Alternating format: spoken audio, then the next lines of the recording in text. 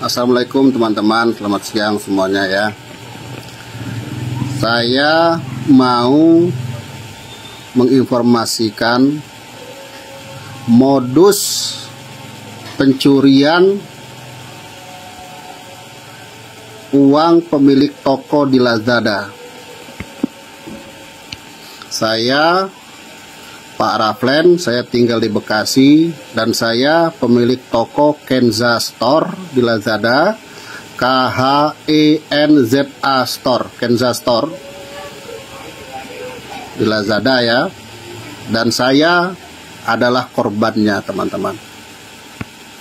Jadi kronologisnya begini teman-teman. Ada pembeli dari Sumatera, ini datanya pengirimannya di Sumatera. Dia pesan barang ke toko saya. Ini sudah yang kedua kalinya teman-teman. Pesanan barang yang pertama, dia pesan barang 2 barang kepada toko saya. Saya seperti biasa proses, tapi karena nominal transaksinya tidak terlalu besar, otomatis saya tidak pantau secara jeli gitu teman-teman ya. Nah, pesanan yang kedua, dia pesan ke toko saya ini jumlah barangnya 26 barang teman-teman. 26 barang dari yang dipesan ini terdiri dari 2 jenis barang, yaitu banihat dan mangkok. Nah, nominal transaksinya 1.084.974 rupiah. Itu sudah berikut ongkir. Kalau harga barangnya saja itu sekitar 900.000 lebih. Nah, terus pesanan ini seperti biasa saya proses ya teman-teman ya. Karena saya senang ini ada order barang yang banyak. Sekarang kami jualan sedang sepi, jarang-jarang ada yang pesan barang dalam jumlah yang banyak. Jadi langsung saya proses. Karena bangganya saya ada order nominal banyak teman-teman ya. Jumlah pesanan barang itu saya lebihin 1 yang banihat. Jadi banihat dia pesan 11, saya kirim 12. Yang ada di otak saya, mudah-mudahan ini orang kelak menjadi langganan saya, karena di situ melihat servis saya, bahkan saya berani kasih barang lebih walaupun saya tidak ada ucapan langsung kepada si pembeli. Dan itu udah biasalah trik para pedagang kayak gitu, supaya orang berlangganan ke toko kita itu hal-hal yang biasa kayak begitu. Nah, pesanan ini teman-teman ya, selalu saya pantau. Proses perjalanannya saya pantau semua. Pengirimannya melalui JNT Kargo. Semuanya saya pantau. Sampai barang diterima oleh si pembeli, lantas si pembeli ini melakukan pembayaran. Terus uang kita tertahan di Lazada karena si pembeli itu tidak melakukan konfirmasi penerimaan barang. Dan ketentuannya memang apabila pembeli ini tidak melakukan konfirmasi penerimaan barang, ada batas waktu yang ditetapkan Lazada. Selama tenggat waktu yang ditentukan Lazada itu, apabila pembeli tidak melakukan konfirmasi secara otomatis, maka uang itu akan dilepas ke saldo si pemilik toko. Nah, kalau dana itu sudah dilepas ke saldo pemilik toko, baru pemilik toko ini bisa melakukan penarikan secara manual. Bisa dicairkan ke rekening kita pemilik toko, atau kita menunggu pencairan secara otomatis setiap hari Senin. Nah, itu prosesnya memang demikian. Itu saya selalu pantau, tapi yang terjadi di saat semestinya dana itu masuk ke saldo saya, tapi yang terjadi uang itu justru ada laporannya tidak masuk ke rekening saya. Justru saya cek laporannya itu ada pengembalian dana saja secara otomatis kepada si pembeli teman-teman. Jadi uangnya dikembalikan secara otomatis kepada si pembeli. Akhirnya saya melakukan pengaduan kepada pihak Lazada. Pengaduan saya yang pertama, saya dilayani oleh si Enda. Kalau di riwayat pembicaraan itu saya cek namanya Hendra. Nah, terus di pengaduan yang kedua hari besoknya ya, itu yang melayani saya namanya si Evi dari pihak Lazada. Keduanya sama teman-teman ya. Intinya jawabannya itu bahwa yang salah itu saya sebagai pemilik toko. Karena pembeli ini sudah melakukan pengajuan pengembalian dana, tapi saya pemilik toko itu ya 2 kali 24 jam tidak merespon pengajuan pengembalian dana yang dilakukan oleh si pembeli. Saya sudah katakan kepada pihak Lazada bahwasanya ya pengajuan pengembalian dana itu tidak muncul di layar toko saya. Jadi apa yang bisa saya respon? Saya tidak bisa lakukan tindakan apapun atas penjualan ini. Tapi pihak Lazada tetap pada pendiriannya bahwa itu emang intinya kesannya yang salah ya saya pemilik toko. Bahwa saja pembeli sudah melakukan pengajuan pengembalian dana tapi saya tidak merespon. Itu intinya. Padahal ini order selalu saya pantau teman-teman. Selalu saya pantau. Saya katakan kepada pihak Lazada bahwa ini ada sindikat penipuan. 2 kali pesanan dia ini berhasil seperti ini teman-teman. Dan setelah berhasil dia menipu saya dengan cara seperti ini ya, mencuri uang saya itu, dia melakukan pesanan yang ketiga kalinya kepada toko saya. Jumlah barang yang dipesan itu 33 barang. Saya tidak proses. Saya tidak kirim ya. Nah, ditawarkan waktu pas hari pengaduan itu ke pihak Lazada itu melalui si Enda menawarkan kepada saya, hayo kalau mau diajukan pembatalan. Kalau minta dibantu pengajuan pembatalan, maka mereka akan melakukan pembatalan dari pihak Lazada. Saya yang keberatan. Saya katakan, ini jangan dilakukan pembatalan dulu. Mari kita usut ini. Maksud saya begini teman-teman. Apabila pihak Lazada mau mengusut tuntas masalah ini, dari order yang ketiga ini, ya, kalau betul mau kita pantau, ayo kita pantau bersama, kita bikin kesepakatan. Saya kirim itu barang tidak masalah, tapi benar-benar kita pantau ini. Jangan hanya menawarkan pembatalan. Kita harus usut ini, kita harus tangkap malingnya. Kalau memang malingnya ini, pelaku ini orang di luar Lazada. Kalau betul emang pelakunya itu. Ini pelaku-pelaku hacker kawan, orang-orang IT ini. Tidak mungkin bukan orang IT ini, orang hacker.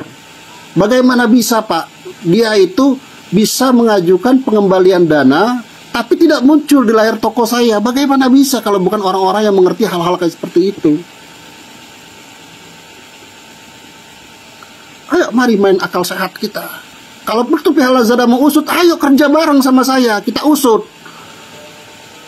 Jangan sampai Lazada ini tercoreng, toko-toko pemilik toko di Lazada ini duitnya tidak aman di Lazada. Mestinya ayo respon saya dengan baik. Kita usut bareng-bareng. Jangan justru toko terus yang disalahkan. Terkesan seolah-olah saya ini toko baru di Lazada. Sudah 5 tahun toko saya ini di Lazada. Sudah lebih bahkan dari 5 tahun. Saya bukan pemain baru di Lazada. Mengenai pengembalian dana dan apa segala macam, saya paham bos. Anda bisa cek riwayat toko saya. Pernah tidak saya lakukan penolakan pengajuan pengembalian barang segala macam itu? Saya silakan Anda cek. Bahkan saya sering lakukan penolakan pengembalian barang. Kenapa? Karena barang itu sudah saya kemas secara baik, secara bagus, mengikuti standar packing yang berlaku. Tapi barang diterima pembeli itu pecah. Dan kesalahan itu mutlak bagi saya ekspedisi. Saya tolak ya kayak begitu. Saya nggak mau dirugikan. Untuk apa ada syarat ketentuan pengiriman itu, standarisasi pengemasan barang seperti apa yang kalian tetapkan, jika memang tetap harus kerugiannya ke toko terus. Saya sangat paham hal-hal kayak begini. Sudahlah, kalian gak usah banyak alasan itu inilah ke saya. Dan yang janggal lagi yang kedua yang sangat janggal lagi sama saya itu dari pihak Lazada Mereka yang mengurus laporan saya ini, kemarin itu ada yang telepon ke toko saya itu di waktu jam sholat maghrib, teman-teman. Waktu teleponnya itu jam 18.00. Di situ nada derinya 0 detik. Saya screenshot, saya simpan. Semua tentang masalah order ini, si pembohong ini, si pencuri ini, semua datanya saya lengkap. Sudah saya simpan, siap untuk di print kalau harus di print. Ada semua datanya. Saya sangat kecewa pelayan Lazada sekali ini. Ya. Nah, terus setelah mereka telepon seperti itu, lantas ya tidak terhubung ke saya, tahu-tahu ada pesan email, teman-teman. Di dalam pesan email itu namanya si Mira ya, dan di sana dikatakan sama intinya ya, intinya sama saja bahwa kesalahan itu terjadi pada saya tidak merespon laporan pengajuan pengembalian dana si pembeli sudah melebihi tenggat waktu 2 kali 24 jam, maka dana secara otomatis dikembalikan kepada si pembeli secara otomatis. Barang saya tidak dikembalikan, uang si pembeli kembali lagi ke si pembeli. Tuh, modus penipuannya seperti itu. Jadi dia mencuri barang saya itu, bos. Dan kami pemilik toko di Lazada ini, uang kami sudah tidak aman sekarang di Lazada. Teman-teman yang punya toko di Lazada, kalian teliti penjualan kalian ya, cek pencairan dana kalian itu. Jika ada yang minus-minus per order itu, Anda cek di sana. Betul tidak ada pengembalian barang? Betul tidak ada pengajuan pengembalian dana? Cek itu, kawan. Ya. Sekarang begini, kita pakai logika akal sehat kita. Pelaku ini, pencuri ini, kalau menipu misalnya sehari itu, misalnya anggaplah nominal kecil aja, nggak usah 1 juta, kawan. Anggaplah nominalnya misalnya 50.000 untuk satu toko. Kalau dia sampai menipu satu hari itu misalnya 500 atau 600 toko, berapa juta dia makan uang haram itu, kawan. Coba, karena hitung aja. Ini yang dilakukannya. Dan Lazada kalau betul mau usut ini ya, hayo kita bareng-bareng bekerja, bos. Jangan cuma bisanya menyalahkan pihak toko terus. Profesional lah kalian bekerja itu. Kalau si pembeli tidak puas dengan pelayanan saya ya, atau pengiriman barang saya tidak benar, kenapa si pembeli ini pesan barang ke saya ini, ke toko saya berulang kali? Ini kan sudah nyata. Menipu pertama dia berhasil, melakukan penipuan kedua dia berhasil, dan sekarang ingin melakukan penipuan yang ketiga.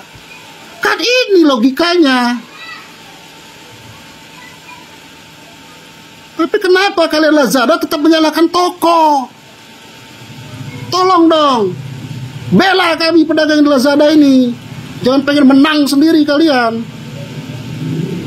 Kami di dagang ini cari duit halal, bos. Saya nominal 1 juta transaksi itu, kawan.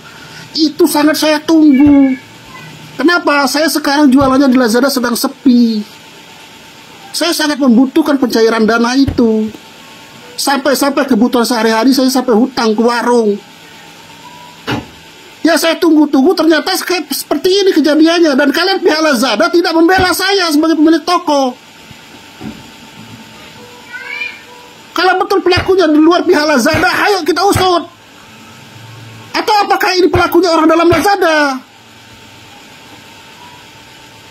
Ayo dong, pakai otak. Kalau saya sedang ramai, uang 1 juta, saya anggap ikhlas aja, udah bos, gak apa-apa. Tapi kondisi sedang sepi kayak begini, saya justru malah seperti dipermainkan. Wajar saya marah. Kalian kira kayak mungut aja duit. Wajar saya emosi. Saya memperjuangkan hak saya ini.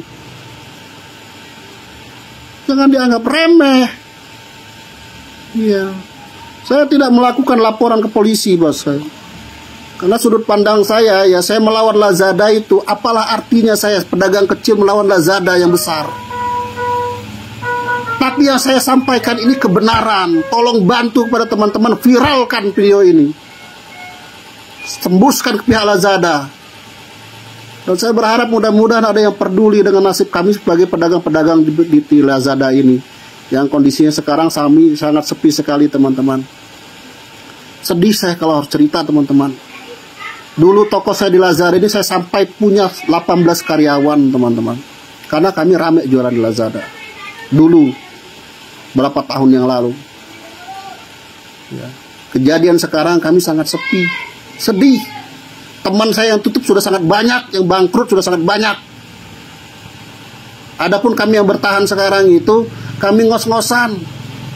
Sangat berat mencari keuntungan. Kami banting-bantingan harga sekarang itu.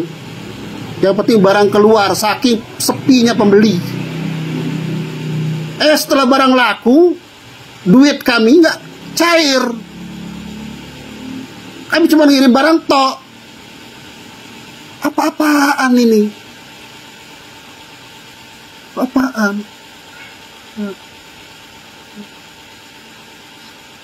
Ini lagi kesusahan, malah kayak begini. Biaya sekolah anak nunggak. Kebutuhan sehari sampai ngutang ke warung. Ada penjualan malah kayak begini. Semprul semuanya itu. Kecewa saya. Tolong, kalian yang mengerti hal kayak begini, saya minta tolonglah kepeduliannya ya. Kita bongkar ini.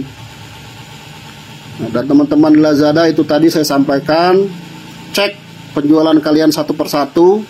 Apabila ada pelepasan dana ke saldo kalian itu minus, cek itu. Jangan tidak dicek, kawan. Percuma kita kirim barang, cuma ngirim barang doang. Duitnya dikembalikan lagi sama Lazada ke si pembelinya. Percuma. Buat apa kirim barang kayak begitu? Dikatakan nggak ada laporan di toko saya, nggak muncul laporan pengajuan pengembalian dananya di toko saya. Nggak ada, mereka Lazada itu yang percaya. Dianggapnya kita ini orang bukan pemain-pemain lama semua kita nih. Dianggap kita ini orang yang nggak ngerti semua. Sangat paham bos mengenai masalah pengajuan pengembalian dana itu. Bukan nggak ngerti kita. Kita cek toko tiap hari. Bayangkan teman-teman, dulu saya punya 18 karyawan. Sekarang semua saya urus sendiri. Saya sendiri yang lakukan. Tiap hari saya buka tokonya, melayanin online-nya. Sampai ke packing barangnya pun saya sekarang itu. Tidak ada admin.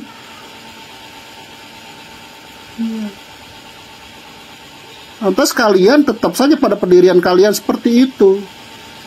Sangat kecewa saya kepada pelayan Lazada sekali ini. Jujur saya sangat kecewa. Bukannya hayat bersama-sama kita usut ini bareng-bareng, tetap saya pemilik toko yang disalahkan. Kalian enak aja menyalahkan saja. Nggak mau mempelajari keluh kesahnya pedagang yang ada di Lazada. Kalau saya lagi banyak duit, saya kaya raya, punya uang banyak, uang 1 juta merem bos, diikhlasin aja nggak apa-apa. Tapi kalau kondisi lagi banyak hutang, gimana nasib kami? Pakai otak kalian. Maunya aja menyalahkan toko. Mohon maaf ya, saya nada keras. Jujur, saya emosi saya. Marah dengan masalah ini saya. Saya dipermainkan saya. Uang saya itu dicuri gitu. Dan kalian Lazada tidak ada keberpihakan kepada saya pemilik toko. Tolong pada teman-teman viralkan, saya bertanggung jawab atas video yang saya buat ini. Saya Pak Raflen, saya tinggal di Bekasi, pemilik toko Kenza Store, KHENZA Store. Saya bertanggung jawab atas apa yang saya sampaikan. Jadi itu nama toko saya di Lazada ya. Kenapa saya berani sebutkan nama saya? Karena memang fakta ini kawan. Saya bukan mengada-ngada. Ya. Oke, itu saja. Terima kasih, tolong bantu viralkan.